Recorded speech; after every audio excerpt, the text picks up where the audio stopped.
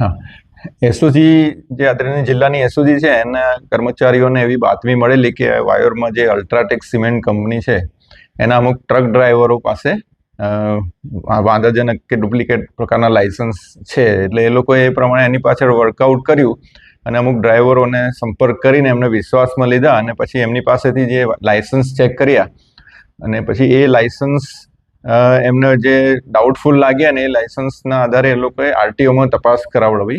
એમ પરિવહન ને બીજી સૌ પ્રાથમિક રીતે એમ પરિવહનમાં ને એ બધામાં ચેક કર્યા અને પછી આરટીઓ અધિકારીને પણ એમણે એમની પાસેથી માહિતી મંગાવી. તો એ લાયસન્સ ખોટા હોવાનું જણાઈ આવેલું હતું. એટલે એ આધારે પછી વાયોર પોલીસ સ્ટેશનમાં ફરિયાદ દાખલ કરીને પછી એ જેમની પાસે આ લાયસન્સ હતા ખોટા એમને પૂછવામાં આવ્યું. એટલે એમણે એક પિન્ટુ ઉર્ફે જીતેન્દ્ર નામના ઈસમનું નામ આપ્યું કે જે સોનગઢનો છે, એણે આ બનાવી આપેલા છે. એટલે પછી પિન્ટુ ઉર્ફે જીતેન્દ્રની ધરપકડ કરવામાં આવેલી છે અને હાલમાં એ રિમાન્ડ ઉપર છે.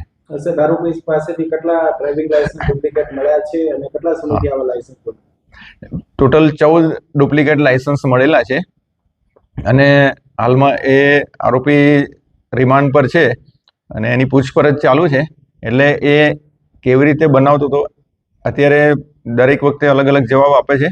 એટલે એને પછી એટલા માટે જ રિમાન્ડ પર લીધો છે અને એક્ઝેક્ટ કેવી રીતે કઈ મોડસ ઓપરેન્ડીથી એ કરતો હતો, કયું સોફ્ટવેર વાપરતો હતો, મોબાઈલમાંથી કરતો હતો કે કોમ્પ્યુટરમાં કોઈ સોફ્ટવેર ઓનલાઈન વાપરતો હતો કે શું છે, એ એને સાથે રાખીને પછી એની દુકાને જ્યાં લઈ જશે આ લોકો રિમાન્ડ દરમિયાન અને પછી એનું જે ડેમોન્સ્ટ્રેશન કરીને એક્ઝેક્ટ એની એમઓ એ વખતે જાણવામાં આવશે. આરોપી સાથે એમની કોઈ સંડોવાયેલું છે કે હાલમાં તો એવું કોઈ મળ્યું નથી, પણ જણાઈ આવશે તો એની વિરુદ્ધ પણ કાર્યવાહી કરવામાં આવશે. ત્યાં સોનગઢમાં કોઈ છે એનું સાથે જોડાયેલું, ઇવન કોઈ સરકારી અધિકારી કર્મચારી જોડાયેલા હોય તો એની પણ એ દિશામાં પણ તપાસ કરવામાં આવશે.